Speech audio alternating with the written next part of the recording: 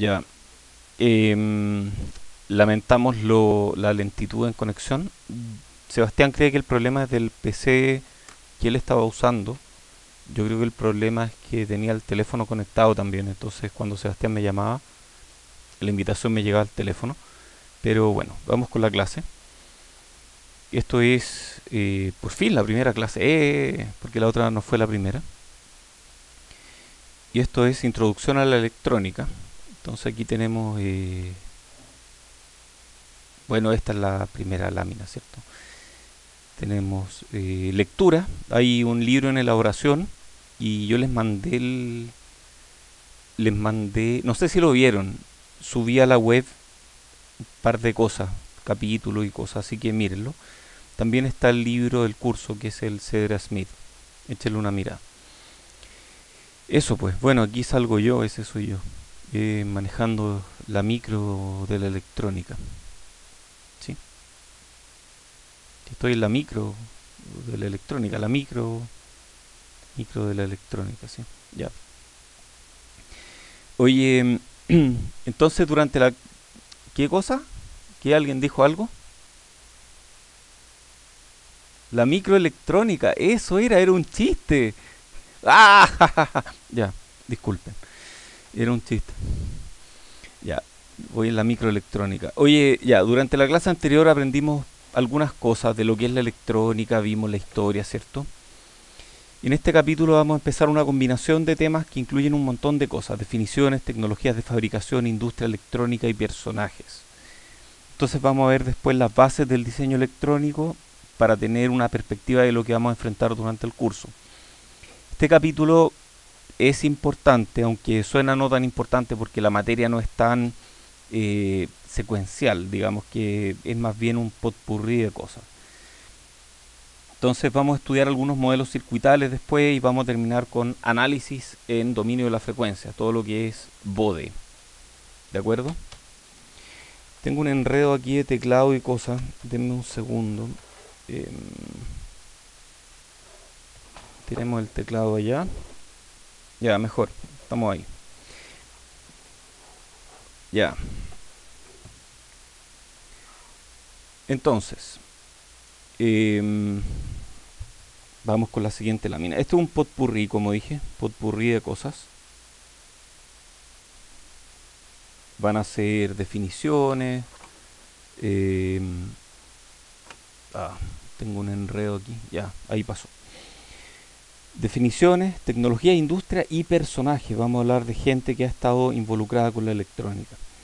Entonces, la electrónica, habíamos dicho en la clase pasada, es el campo de la ingeniería y de la física aplicada. O sea, lleva dos partes. Ingeniería por un lado, los ingenieros que hacemos cosas, y los físicos que descubren cosas y las utilizan para nuestro beneficio de alguna forma, ¿cierto? Eh, Disculpen, estoy cambiando otro setting. Ya, vamos a dejar esto ahí. Si ustedes me ven y ven también la... Ya, en electrónica... Perdón. Ya, ahora sí, ahora sí. Entonces, la electrónica está dedicada al estudio y diseño de componentes, circuitos electrónicos cuya operación depende de la conducción y el control del flujo de cargas eléctricas. O sea, en el fondo estamos tratando de que las cargas vayan por donde nosotros queremos. Ese es el objetivo. Y el manejo de estos circuitos se utiliza para generar, transmitir, procesar, recibir y almacenar información. O sea, la electrónica tiene que ver con todo lo que es proceso de información. ¿Se imaginan procesando información de otra forma que no sea electrónica? Yo no lo consigo, la verdad, y bueno, antiguamente se hacía, pero actualmente ya no tanto. Eh, de hecho, ¿sabían que hay gente que manda cartas todavía, unas que vienen como en papel, que se doblan, que hay que escribir el nombre y que no llegan instantáneamente? Esa es más o menos la idea. ¿Ah? ¿Cómo se aprende electrónica? En electrónica no hay magia, y lo voy a decir varias veces durante este curso. En electrónica todo tiene una explicación, o tratamos de encontrarle la explicación a todo.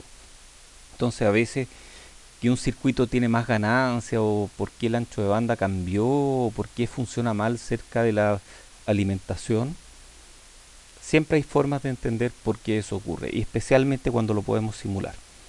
Así que si hay algo que no entienden, por favor pregunten. Es súper importante que pregunten. No hay preguntas tontas.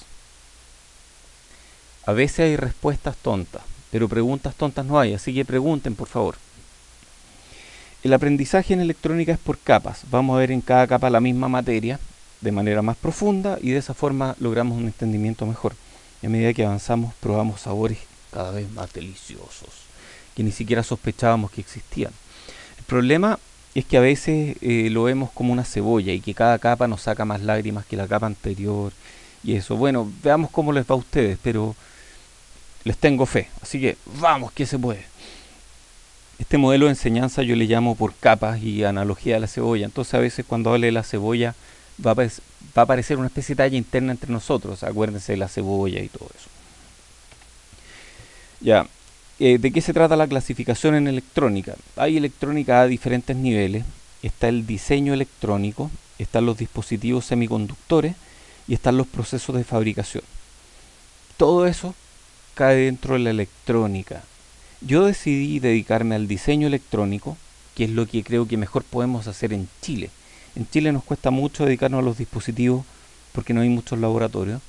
Nos cuesta mucho dedicarnos a los procesos de fabricación porque no hay instalaciones de fabricación. Por lo tanto, en Chile nos podemos dedicar a esto. Y dentro de diseño electrónico tenemos electrónica analógica y digital, cuya diferencia ya especificamos la clase pasada, ¿cierto?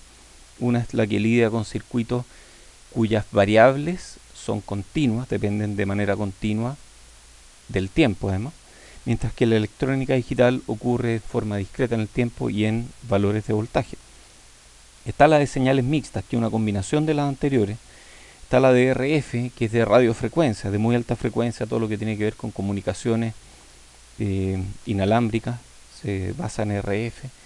Hay RF con cables también. Electrónica embebida, que es la electrónica que va dentro de aparatos diseñados especialmente para alguna aplicación, por ejemplo una cámara, un teléfono, eso es electrónica embebida. Y electrónica de potencia, que tiene que ver con el manejo de potencia. ¿De qué potencia? Hay gente que pregunta, oye, ¿y esto a qué potencia se refiere? ¿Más de un watt, menos de un watt? Es absolutamente relativo. Podemos hablar de electrónica de potencia para encender un LED. Un LED, ¿saben lo que es un LED o no? ¿Alguien no sabe lo que es un LED? No me refiero a un cuadrado o un rectángulo de 46 pulgadas. Eso no es un LED, eso es un televisor que tiene una iluminación por LED. El LED es lo que va detrás de ese televisor. ¿De acuerdo? ¿Quiénes han visto un LED? ¿De qué tamaño es un LED más o menos? En milímetros. 5 milímetros, ¿cierto? Típicamente. Ya, hay varios que lo han visto. Ya, un LED se ve así. Más o menos. Uy, me quedó mal dibujado, pero no importa. Es más redondo aquí. Así se ve un LED. Aquí hay 5 milímetros y esto emite luz. Eso es por diodo emisor de luz. Incluso encender un LED que consume del orden de 10 mA requiere a veces circuitos de potencia. Entonces el tema de si algo es potencia o no tiene que ver con si hacemos una acción con ello. Si es que para transmitir información o procesar información no es un circuito de potencia. En cambio, si es que queremos actuar sobre el mundo, sí es un circuito de potencia. Entonces la electrónica de potencia puede mover un tren, como también puede encender una luz. La electrónica busca el desarrollo de sistemas electrónicos para el procesamiento de datos y manejo de potencia. Nosotros nos vamos a enfocar en ambas en este curso. Este es un ejemplo de un sistema electrónico a nivel de diagrama de bloques, que es una forma de alto nivel para representar un sistema.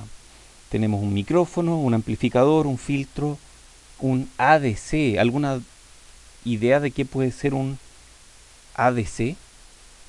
¿Ah? ¿Qué será un ADC?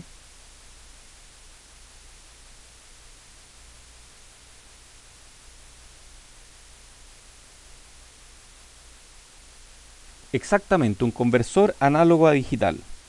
Es un circuito que convierte una señal analógica en una señal digital. Ah, perfecto. Entonces esta señal es analógica Esta de acá es digital. Esto es lo que se llama un circuito de señales mixtas. Tiene una parte analógica y una parte digital.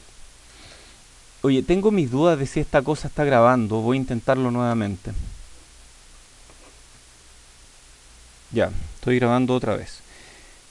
Que tuve un pequeño problema. Esta cosa me estaba indicando que está grabando en otra parte, entonces me preocupo.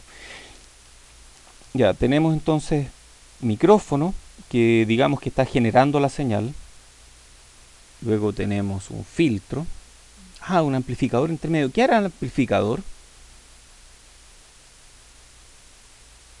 Seguramente amplifica, ¿no? ¿Amplificador de dónde viene? Puede ser un op-amp, sí. ¿De dónde viene la palabra amplificador? ¿Podrá venir de ampere, por ejemplo? Porque las dos empiezan con amp. ¿Ah?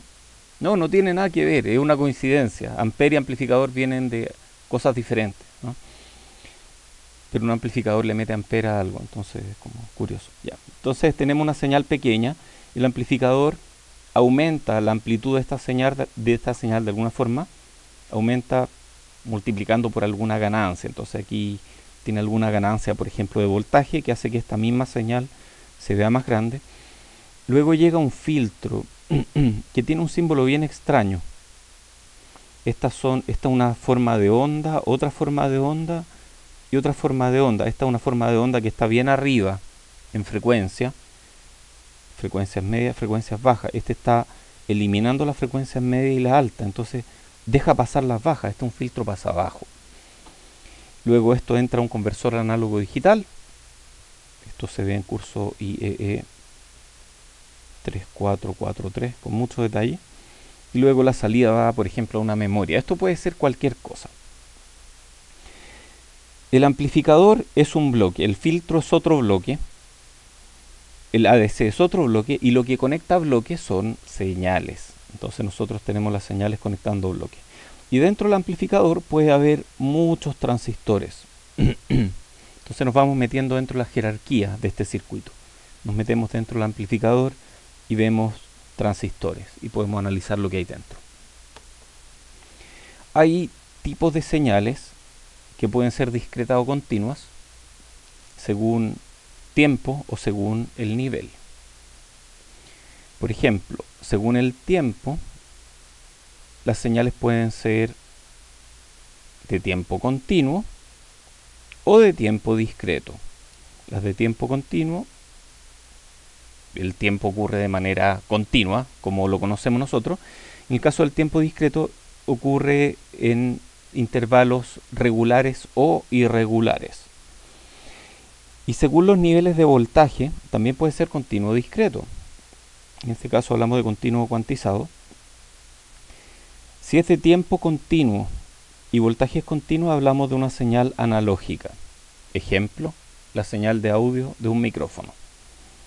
Si estamos en tiempo discreto y en nivel discreto, estamos hablando de una señal digital. Por ejemplo, lo que entra y sale de un disco duro de un computador. Tenemos también otras opciones. Tenemos señales de tiempo discreto y niveles de voltaje continuo, y esos son datos muestreados. Estos son unos circuitos bien especiales que funcionan con valores continuos en voltaje, pero discretos en el tiempo. Y esos tipos de circuitos son muy usados. Y un ejemplo de ellos es un conversor de datos, por ejemplo, un DAC, conversor digital análogo. Otro ejemplo de ello puede ser circuitos de capacitores conmutados.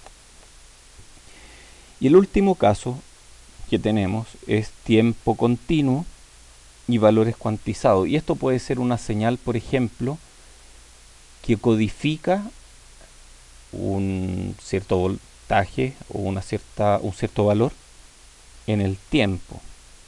Por ejemplo, el ancho de un pulso me define el valor que yo quiero entregar. Y estos típicamente funcionan, es un poco más difícil clasificarlos, pero existen Por ejemplo, señales codificadas por ancho de pulso, PWM, Pulse Width Modulation. Vamos a hablar de eso harto durante este semestre. ¿Alguien ha trabajado con PWM aquí? Sí, allá atrás allá hay algunos que han trabajado con PWM. Bueno, estos son típicos señales que tienen dos niveles, o sea, están cuantizadas en voltaje y tienen un continuo de tiempo, pueden tomar cualquier valor en el tiempo. En este curso nos vamos a enfocar principalmente aquí. Ok, oye Sebastián, ¿puedes mover el micrófono donde quiera que está? ¿Hay alguien que pueda ir y mover el micrófono para que no quede acoplado a los parlantes? Que yo escucho mi voz y me desconcentro mucho. Muchas gracias. Gracias. Ahora no me escucho, eso es muy bueno. Ok, entonces tenemos muestreo y cuantización, que son dos conceptos diferentes.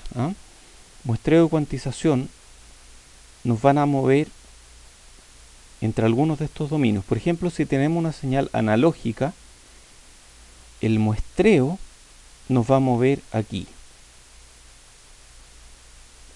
Y la cuantización nos va a mover aquí. Cuantización. Y el muestreo más cuantización nos mueve aquí. Muestreo y cuantización. Nos mueve la parte digital. Entonces, ¿qué es muestreo? El muestreo es tomar fotos de una señal en tiempos definidos. Por ejemplo, yo voy a tomar fotos en tiempo igual 1 segundo. La señal estaba aquí. 2 segundos aquí. 3 segundos aquí. 4, 5, 6. Entonces tengo 6 muestras de la señal. Tengo 6 muestras que me describen la señal. ¿Cuánto vale la señal aquí entre medio? No tengo idea. Yo tomé esta muestra, sé cuánto vale aquí. Tomé esta muestra, sé cuánto vale aquí, sé cuánto vale aquí y aquí, pero no tengo idea de lo que pasa entre medio. Eso es muestrear una señal. Cuantizar una señal, que puede o no estar muestreada, tiene que ver con aproximarla al entero más cercano o algo parecido. Por ejemplo, yo la voy a aproximar a múltiplos de 0,5 y mi señal cuantizada se va a ver una cosa así. Esto de aquí es cuantizar, ¿de acuerdo? Entonces al cuantizar queda como medio pixelado. Esa sí la conocen, ¿cierto? Cuando algo está pixelado. Bueno, algo que está pixelado está cuantizado en el espacio, ¿de acuerdo? Perfecto, porque el espacio, para todos los efectos prácticos, es continuo, pero si se empiezan a aparecer cuadraditos es porque está cuantizado en el espacio. Lo mismo ocurre en señales que tienen una sola dimensión. Por ejemplo, una señal de audio también puede estar cuantizada. Aquí hay un ejemplo de datos muestreados que vamos a pasar por alto. No vale mucho la pena hablar de esto ahora. Si alguien tiene dudas me puede preguntar. En general, las láminas que tienen este triangulito verde aquí, significa que son cosas que ustedes pueden leer en otra parte o que pueden deducir a partir de lo que han visto en el resto del curso. Por lo tanto, vamos a saltarnos esta lámina por ahora. Circuitos integrados. ¿Qué serán los circuitos integrados? ¿Qué podrán ser? ¿Alguna idea? En general son circuitos que integran una gran cantidad de componentes en un mismo pedazo de semiconductor, silicio, etc. Y puede haber circuitos analógicos, digitales y de señales mixtas. Ejemplo de circuitos integrados analógicos. Denme un ejemplo. Sé que conocen alguno.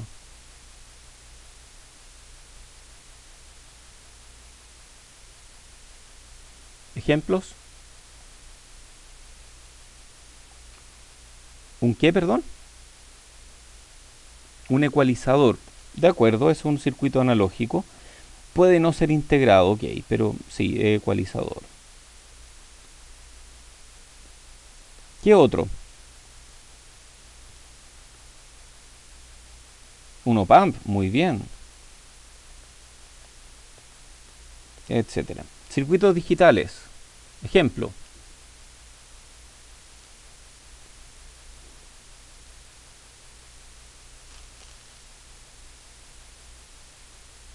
¿Alguna idea?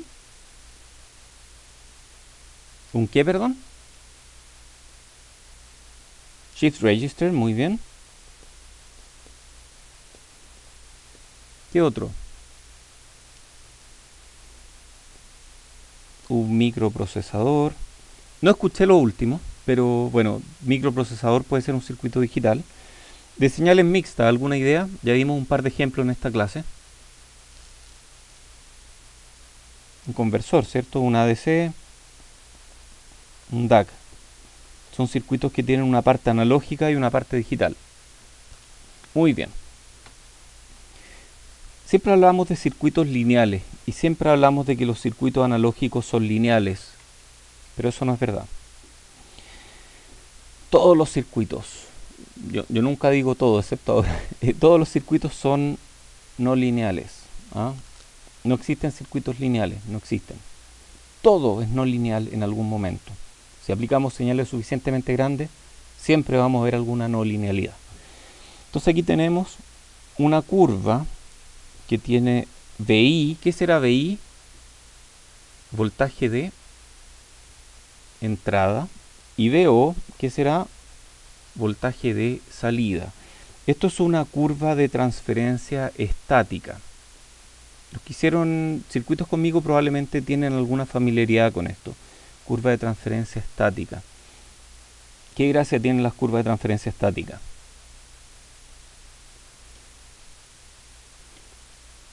A ver, la gracia es que nos muestran entrada versus salida sin considerar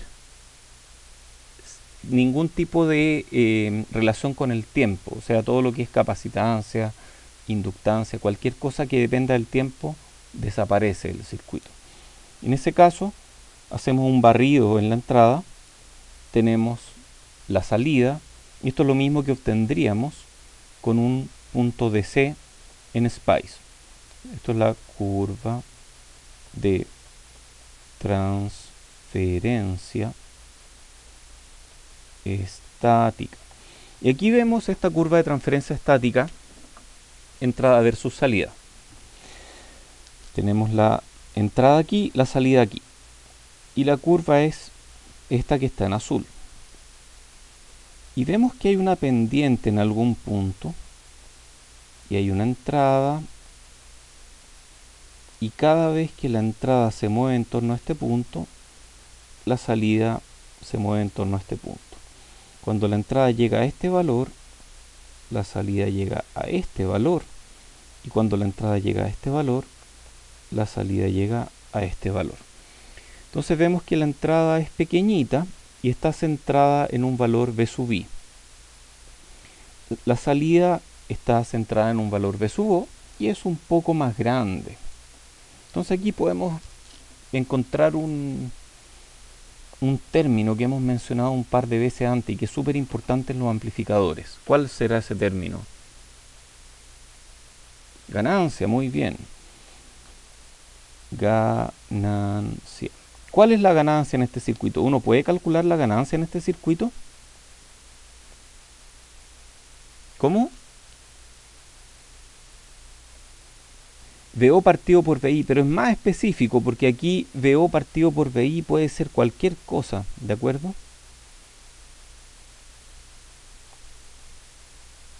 Tiene que ver con la pendiente, ¿cierto? La pendiente es la ganancia. Es DVO a DVI. Esa es la ganancia. Esa es la ganancia de voltaje, DVO a DVI. Ah, entonces en un circuito no lineal en general, yo tengo una ganancia que va a depender del punto de operación. Oye, esta lámina es tan importante porque VO y VI en mayúsculas me definen el punto de operación. Punto de operación, VO, VI, mayúscula. Y a ese generalmente se le llama punto de operación Q. Ese es Q. si yo opero en este punto de operación, la pendiente medida en ese punto de operación es la ganancia. Y si mis señales son lo suficientemente pequeñas, señales pequeñas en torno a ese punto de operación, yo puedo hablar de que el circuito es relativamente lineal. ¿De acuerdo? ¿Hay preguntas de esto? Vamos a pasar de lámina. Si hay dudas, por favor, pregunten. ¿Hay preguntas? No hay preguntas, seguimos. ¡Wow! Entonces tenemos amplificadores o circuitos en general de componentes discretas versus circuitos integrados. ¿Quiénes han diseñado circuitos de componentes discretas aquí? Hay varios. Yo también. ¿Quiénes han diseñado circuitos integrados? ¿Quiénes quieren diseñar circuitos integrados alguna vez?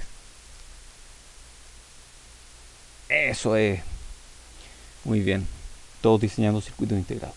Entonces un amplificador discreto está hecho con componentes discretas, de esas que uno va al laboratorio, agarra un cajoncito, saca el componente, eso es un componente discreto, y uno lo pone en el proto, lo pone en una PCB. ¿Qué era PCB? Printed Circuit Board, ¿cierto? Ya. En cambio un amplificador integrado va en un chip, en un pedazo de silicio que uno diseña en el computador. Y ahí uno puede poner todos los transistores que quiera, porque cada transistor extra es gratis. Mientras que en un circuito discreto, cada vez que yo tomo un transistor, estoy gastando un poco más.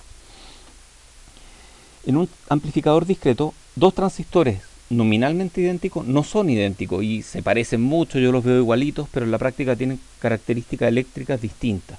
En un circuito integrado yo puedo hacer que dos transistores se parezcan mucho. En un circuito discreto yo puedo usar valores arbitrarios para los componentes pasivos, mientras que en un circuito integrado yo tengo que cuidar de no gastar mucho en componentes pasivos porque ocupan mucho espacio.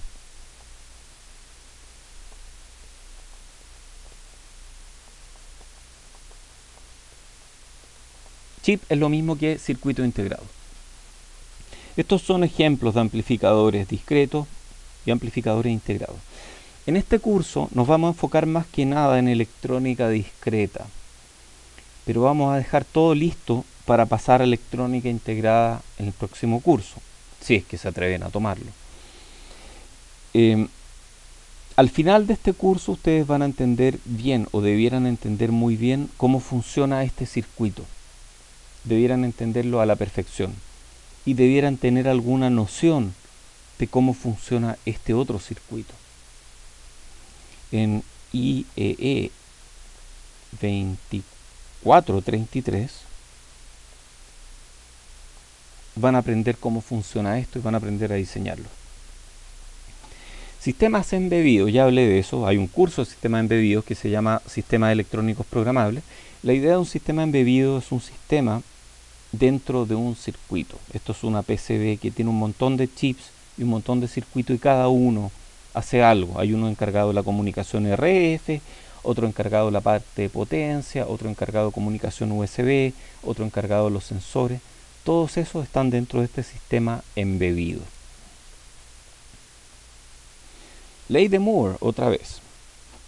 Número máximo de transistores en los circuitos integrados comerciales se duplica cada 2 años. Y así vemos como la ley de Moore ha avanzado a lo largo del tiempo. Ya dije la clase pasada, la ley de Moore se acabó, pero seguimos hablando de ella. La ley de Moore implica una miniaturización permanente en el tamaño de los transistores. Lmin se reduce en 2 veces cada 5 años. Lmin es el tamaño mínimo que uno puede fabricar en un chip. En 1970 era 10 micrómetros y en ese tiempo se hablaba de que era infranqueable la meta del micrómetro, que nunca íbamos a hacer chips con Lmin más pequeño que un micrómetro. Actualmente estamos en 10 nanómetros. ¡Wow! Yo he diseñado chips de 180 nanómetros. Tengo un ex alumno estudiando en San Diego que está trabajando con tecnologías mucho más nuevas, de 32 nanómetros. Me produce mucha envidia porque nunca he trabajado con chips con transistores tan chicos.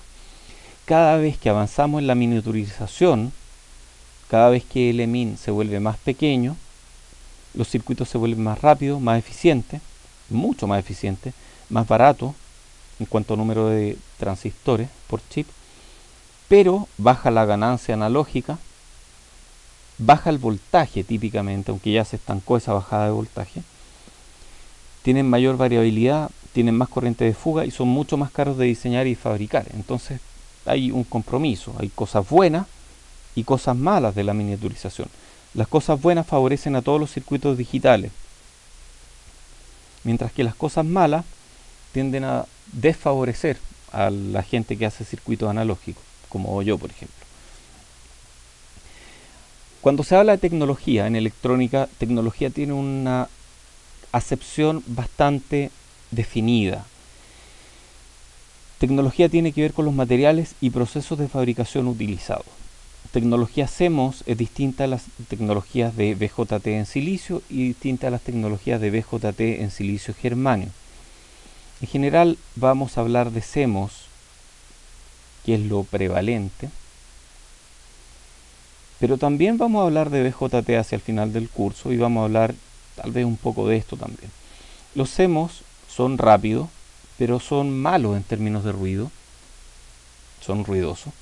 Tienen transconductancia relativamente pequeña, esta es una característica del transistor, y tienen ganancias relativamente pequeñas, a diferencia de los BJT que son mucho mejores que los MOSFETs. Sin embargo, usamos MOSFETs o CMOS porque son más baratos y porque son los que llevan la industria digital. Entonces, si nosotros podemos integrar circuitos analógicos dentro de chips digitales, estamos logrando circuitos que pueden procesar mejor señales. CMOS es más bajo costo. Yo solo he diseñado CMOS. Bueno, ¿cómo se fabrican los chips? Todo comienza con un lingote de silicio. Esto es un lingote que se saca de una especie de piscina de silicio que está fundido a más de 1400 grados. Se mete una semilla y se saca hacia arriba. Y esto saca un lingote, que es esto que ven aquí. Aquí se metió la semilla, se saca hacia arriba y variando la velocidad a la cual se va sacando, esto sale como un lingote monocristalino de un cierto tamaño. Luego se corta y quedan obleas o wafers obleas de silicio. Son delgaditas, tienen menos de 1 milímetro de espesor. Luego, mediante un proceso fotolitográfico, ¿qué será fotolitográfico? Luz. ¿Y litográfico? ¿Qué será litografía?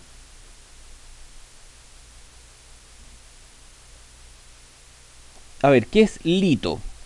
¿De dónde viene lito? ¿Qué raíz es lito? Piedra, lito es piedra. Y gráfico tiene que ver con gráfico, ya todos sabemos lo que es gráfico. Entonces esto es hacer gráficos sobre una piedra mediante fotografía. Esa es más o menos la definición. Lo que se hace es tomar lo que uno quiere diseñar, digamos que una forma de un transistor, otra forma, lo que sea, y eso se imprime en una máscara. Y una máscara que es transparente y tiene unas pequeñas marcas, y esas marcas son lo que uno quiere imprimir en el chip. Esta máscara se pone encima del wafer, o sea, se pone encima de esto. Este es un wafer, pongo encima la máscara.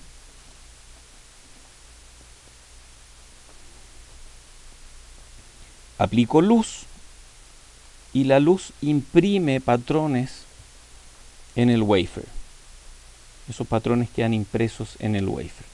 Luego, mediante sistema de fotoresistencia y mediante etching químico o corrosión química, es posible ir sacando capas y poniendo capas de otras cosas, depositando capas de otras cosas. Y de esa forma es posible fabricar muchos transistores a la vez.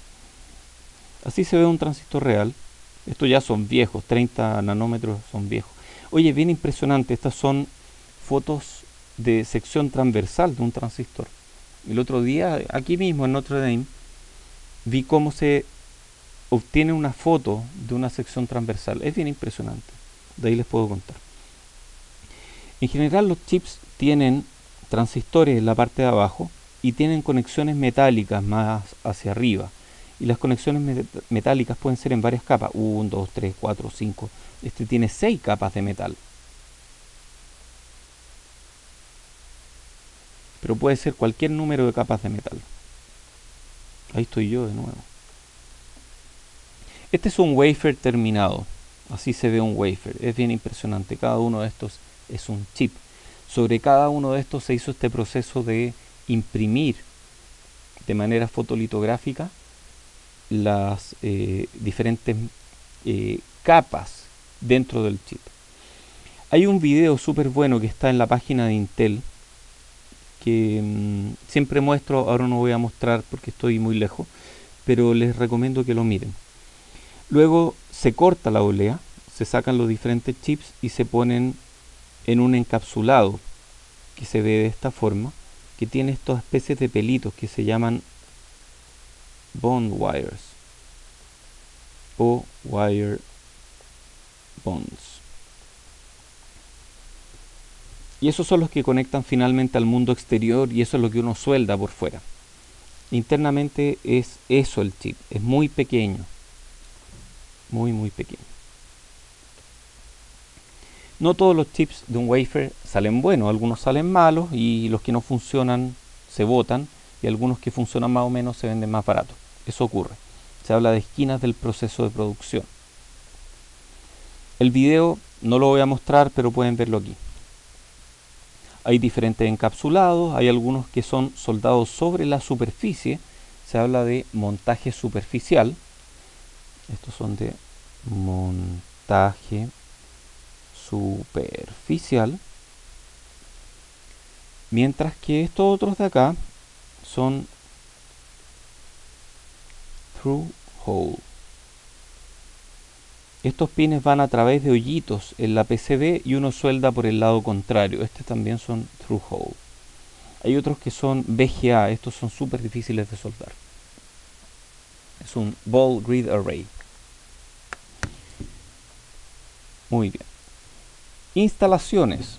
Existen instalaciones para la fabricación de chips. Hay algunas que son de luz normal, otras que son con una luz amarillenta. Y la razón de esta luz amarillenta es que aquí se hacen estos procesos fotolitográficos, donde si uno aplica luz de muy alta frecuencia, se vela y deja de funcionar el proceso. Entonces usan esta luz amarilla para no velar el proceso. En Chile no hay de este tipo de instalaciones, lamentablemente. Son instalaciones limpias, la gente se viste con estos trajes, estas ropas que se llaman bunny suits.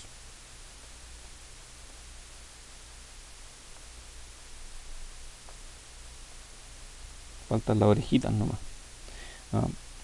Yo tengo un bunny suit y lo usé algún tiempo también cuando estaba trabajando en un curso de fabricación de chips. Es terrible, el protocolo para vestirse es terrible. Estas salas limpias son súper limpias. Entonces uno tiene que vestirse, primero ponerse unos zapatos especiales, luego ponerse esta ropa, ponérsela encima, luego la máscara, la antiparra, los guantes, otros guantes encima, todo esto en un orden correcto para evitar ensuciar. Es increíble, incluso si uno quiere meter papel aquí adentro, papel para anotar, tiene que ser un papel especial que no deja pelusa. Es así de crítico. Y estas ropas tienen una especie de enmayado que no se ve aquí, y ese enmayado conduce la electricidad. ¿Se imaginan por qué uno requeriría un enmayado que conduzca la electricidad en esta ropa? Por la estática, ¿cierto? Estos chips son muy sensibles a la estática. Ok, hablemos de la industria electrónica. EDA es Electronic Design Automation o automatización en diseño electrónico. Es el software que se encarga de ayudarnos a diseñar chips. Y hay software de Synopsys, Cadence, Mentor Graphics, Tanner, etc. Hay varias compañías. Synopsys está en Chile. Nosotros tenemos muy buenas relaciones con ellos y tenemos software de Synopsys en la PUC. Cadence no llega a Chile, lamentablemente, Está en todos lados menos en Chile. Y hemos tenido muchas dificultades para convencerlos de que sí vayan a Chile y no hay caso. Cadence es el software más usado para diseño analógico. Synopsys es más para diseño digital. Siempre es bueno combinar ambos. Está Mentor Graphics, con esto diseñamos la parte analógica nosotros. Está Tanner, que es otro software más barato, más sencillo. Yo lo usé durante mi doctorado. Hay otro concepto, Integrated Device Manufacturer, que tiene que ver con los que diseñan dispositivos electrónicos. Están los que fabrican, estas son fábricas de chips, algunas de ellas ni siquiera venden chips individualmente, la mayoría de ellas de hecho, y ellos fabrican para otras compañías que no tienen fábrica, como por ejemplo las que están acá. Entonces nosotros podríamos poner una empresa que no tenga fábrica, que solamente se dedique a diseñar y que habla con alguna de estas y le dice, oye, fabríquenme un chip. Y estas fabrican el chip y uno después lo vende. Entonces eso es factible de hacer en Chile. Eso es algo que puede ocurrir. Hace unos 6 años se armó una empresa Fabless en Brasil y ahora ya están haciendo plata estos gallos. Así que no está tan lejos. ¿Eh? IBM ya desapareció, se la compró Global Foundries. IBM sigue existiendo como empresa, pero su fábrica o su foundry ya es parte de Global Foundries. Ok, hablemos de otras cosas. Hablemos de personajes notables. ¿Quién era este? Hablamos de él la semana pasada, ¿no? Este era William Shockley.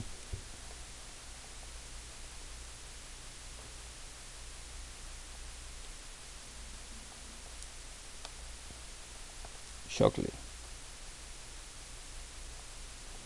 Bueno, él fue parte del equipo que inventó o descubrió, si quieren decirlo de manera más correcta, el primer transistor. Él era el jefe de Bardeen y Brittain.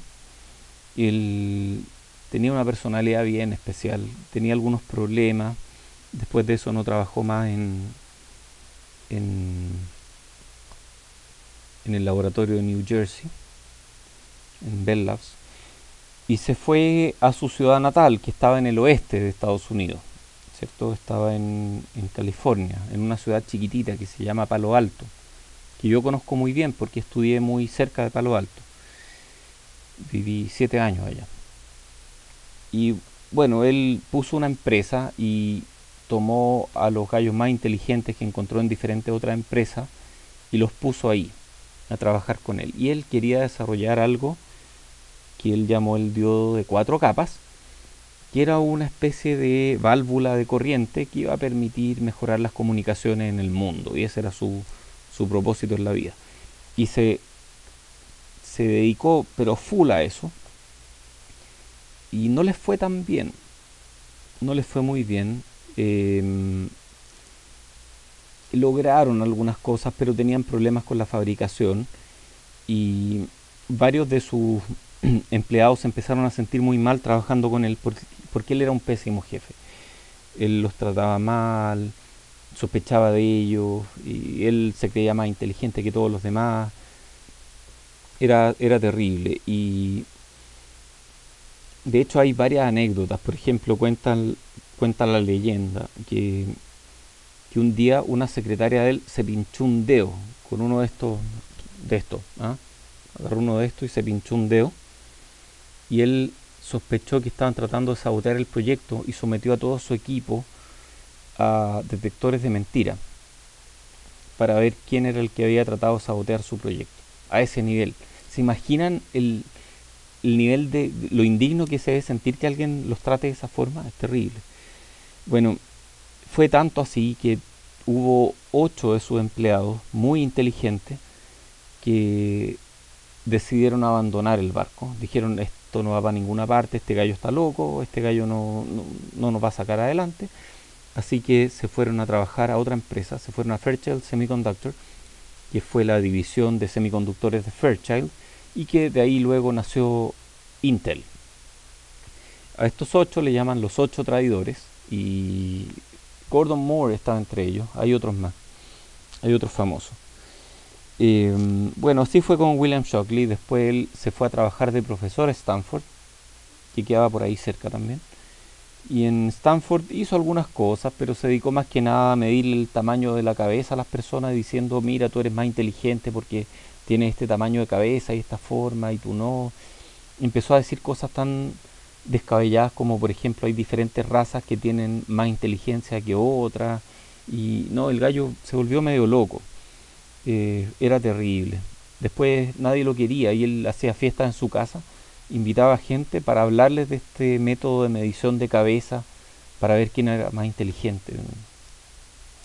Bueno, igual él tiene un premio Nobel, ¿ah? Porque inventó el transistor. Están estos otros dos que estaban entre los 8 traidores. Este es Bob Noyce y este es Gordon Moore. Bob Noyce estaba en Fairchild cuando inventó el circuito integrado. Él es el inventor del circuito integrado. No le dieron el Nobel porque ya estaba muerto cuando dieron Nobel por circuito integrado, pero fue un gran invento. Meter varios transistores en un solo chip y lograr que este chip hiciera algo y que fuera reproducible, que fuera relativamente fácil de fabricar. Y luego estaba Gordon Moore, que, bueno, el de la ley, ¿cierto? Él era químico, él es ingeniero químico. No, ni siquiera es científico en química. Estaba Bob Pease, que fue un gran personaje. Él se declaraba a sí mismo el zar de los circuitos de bandgap, que son un cierto tipo de circuito analógico. Ganó el premio de la oficina más desordenada en el área de la bahía de San Francisco. Él trabajaba en National Semiconductor y era un genio. El gallo era muy divertido y se dedicaba a diseñar circuitos. Él no usaba Spice. Él decía, mi lenguaje favorito de programación es la soldadura. Y él usaba, así como nosotros usamos LT Spice, y hay otros que usan P Spice, y detrás mío se sienta alguien que inventó el AIM Spice. Él usaba Peace Spice. ¿Qué es el Peace Spice? Le decían. Ah, el cautín. Con esto yo sueldo y hago las cosas. Yo no simulo nada. Listo. Así él. A lo Chuck Norris nomás. No, nada de simular. No, nada. Hacerlo nomás. Fabricarlo nomás. Listo. Era notable Bob Pease. Era un genio. Es bien triste su vida. No, su vida no fue triste. Su muerte fue bien triste porque él, entre otras cosas, escribía libros. Y escribió un libro que se llamaba algo así como cómo no chocar en auto. Ya se imaginan cómo murió, ¿cierto? Él fue al funeral de su amigo Jim Williams y cuando venía de vuelta en su Volkswagen Escarabajo, él chocó. Nadie entiende qué pasó. Creen que él se quedó dormido en el volante porque él manejaba muy bien. Él tenía un Volkswagen Escarabajo del año de la pera y él amaba su auto. Un día entrando a National Semiconductor había una cadena en la puerta, y una cadena en vez de reja. Él no la vio y convirtió su Escarabajo en un convertible. Y National le dijo, ya ok, te vamos a pagar el auto porque esto fue culpa nuestra.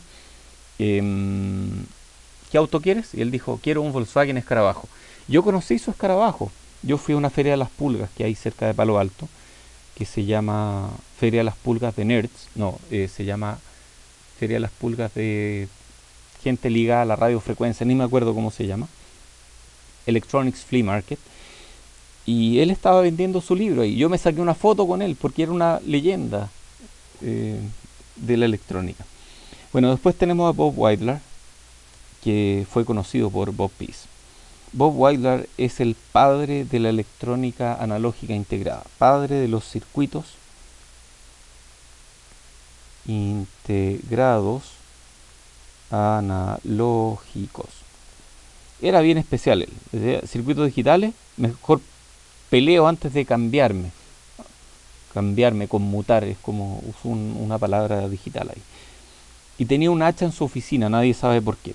Ahí está él fumando con una máscara de un chip en la mesa. Antes los chips se hacían a mano.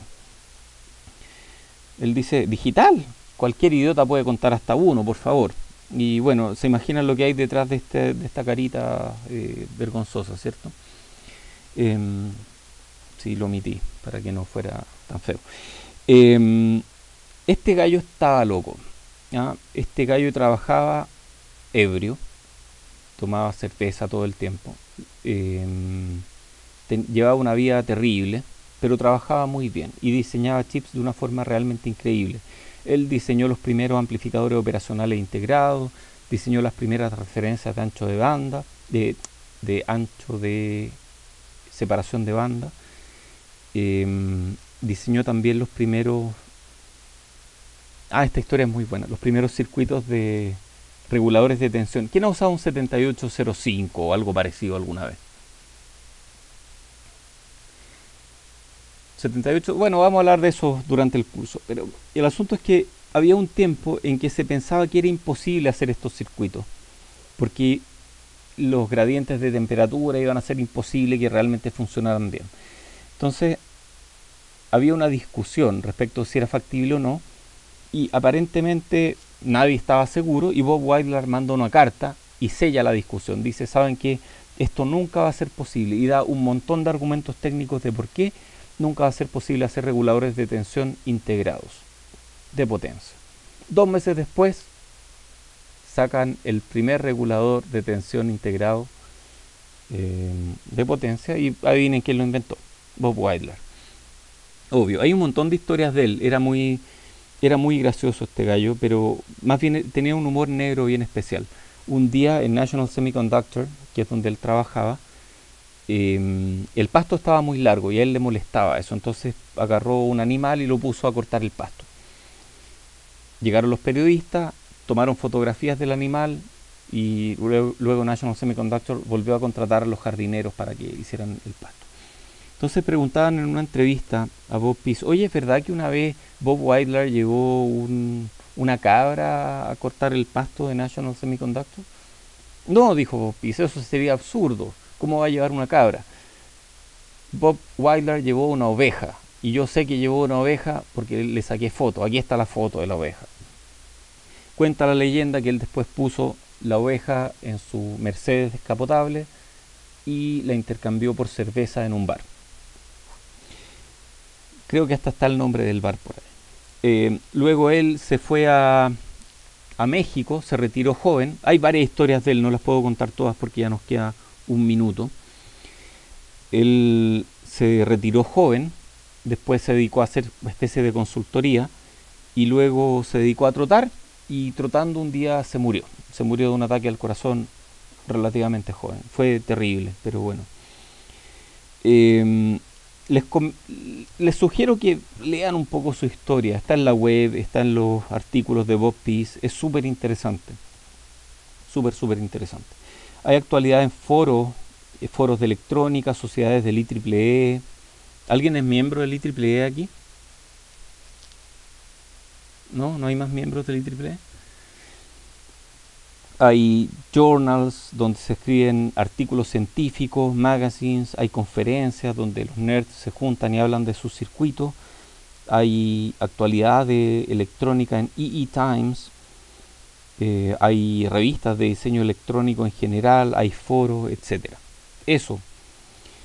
Seguimos el miércoles. Muchas gracias a todos por venir.